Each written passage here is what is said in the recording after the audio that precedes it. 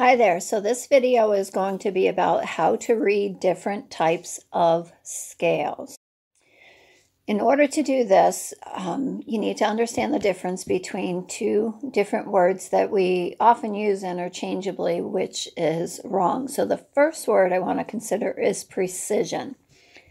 So precision is the agreement amongst a set of data, or essentially how close a set of measurements are to each other. So on the bottom here, I have four different datas. I have 3.99 meters, 3.98 meters, 3.99 meters, and 4.0 meters with a plus or minus 0.03 meter range. Each of these values from the lowest one to the highest one has no greater difference than 0.02, which means these four data sets are precise. It doesn't mean they're right, it just means they all agree with each other. Accuracy is how close a measurement is to the true or accepted value. So accuracy tells us whether we're right or wrong. Precision tells us whether we read the scale the same way. So again, on the bottom, I have the data set from the page before. And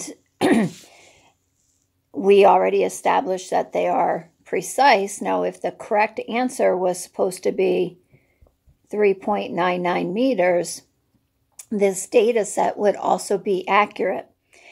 If the answer was supposed to be 5.00 meters, the data set is still precise, but it's not accurate. So how you can have something that's precise but not accurate is maybe the scale wasn't calibrated, so all the measurements are reading the same way, but because you didn't fix the scale appropriately, it doesn't line up with what it's supposed to. So I have three different examples here to go over precision versus accuracy. So the data sets, we're going to consider each one of those, and then the individual point is going to be the true or accepted value. So the first one, I have 2.51 meters, 2.52 meters, 2.51 meters, and I didn't give any ranges here. So we're going to say like plus or minus 0.02 for each one of them. So this data set would be precise because they're all within 0.02 of each other.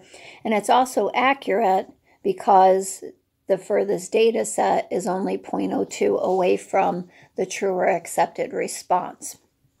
Now the second one, if you look at the data set, if we even went to plus or minus 0.01, this data set would be precise because they are all exactly the same.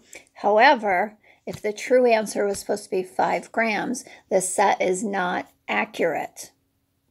And then the last data set, we have 2.41 liters, 4.87 liters, 3.16 liters. Even if we went plus or minus 0.50, this data set would not be precise because there's a larger range from 4.87 to 2.41 than 0.50. So this data set is not precise, nor is it accurate, because we are way out of range of what the true or accepted value should be. Where that comes in is with reading rulers. When we read rulers, we're telling the precision of the measuring instrument. So here I have a ruler, and I just did a cutout. So the object itself would extend back here from the 0 mark. So when we read a ruler, we write all the digits that we know with certainty, plus we guess or estimate the last digit. So we know for sure that this measurement is greater than 3, greater than 4, but it's not quite to 5 centimeters. So we're going to put 4 point something. Now here's my 4 mark here. It didn't stay on there. Oops. Certainly doesn't help if I write in red. Okay. So 4, we know it's greater than 4.1, and we know it's greater than 4.2, but it's not quite to 4.3. So we're going to put 4.2. Those are my digits that I know with certainty. Now I have to estimate my last digit. So I kind of look at the last two marks that were there, and then I envision it broken down into like 10 smaller parts, and I try and figure out where it might be. So I'm going to guess or estimate that it's about halfway. So I'm going to say 4.25 centimeters. Now I put a bar over my guessed value. When we read from a graduated cylinder, the liquid is usually curved or pulled down. That's called the meniscus. So the meniscus is the curve in the liquid that is due to the opposition of the forces that pull it down within the liquid and the forces that kind of pull it up when the glass itself interacts with the liquid. But basically, the meniscus is a downward curve, and we're going to read from the bottom of the meniscus when we read a graduated cylinder. So in this example, let's just say this is at 2 mils, and this is up here at 3 mils. We know it's greater than 2, 2.1, 2.2, 2.3, 2.4, 2.5. And if I kind of carry over, it looks like, so I know it's greater than 2. Okay, that I know for sure. I know it's greater than 2.5. Now you might be saying, well, it looks like it's exactly on the 2.6, so I'm going to do that. But that would be wrong, because if it moved up just slightly here, I would say 2.63. So when you think something is exactly sitting on the line, the way you would show it is 2.6, and I'm guessing at the 0. Okay. Our next one is how to read a thermometer, and it's essentially like reading a graduated cylinder, except oftentimes the liquid in the thermometer curves over instead of under. So on this one here, again, you kind of have to figure out where the top of the meniscus is. I know it's greater than 25 because it's passed all the way through the 25. Here's my 26.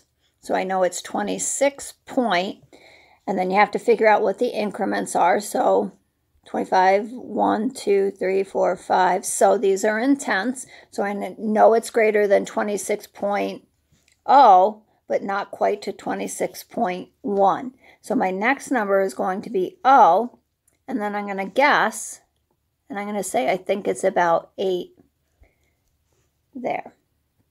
Okay, and the last example is reading a triple beam balance. Now, these aren't used very often anymore, but it's still helpful to read them, because a lot of times if you have something like, say, in your garage, or you want to buy something for your house, real simply, you might get a beam balance. So it is helpful to know how to read. So on a triple beam balance, what that means is there's 3 beams. There's usually the hundreds place, the tens place, and then the ones place. When you start with these, you have to look at where on the hundreds beam the value is sitting. And so on this example, the hundreds beam is sitting on the 300. So you're going to put the 3 as your first number. Then you go to your tens place, because that's your next largest place, and you look at where your beam is sitting, and it's sitting on the 60. So your second number is going to be on the 6. Your third one, the arrow is sitting in between 2 numbers. So just like the last 2 examples, or 3 examples, it's greater than 4, but less than 5. So we're going to put our 4 there. And then we have to guess one more place. So you kind of have to look and see what's between those 2 values, and we might guess a 4. Okay.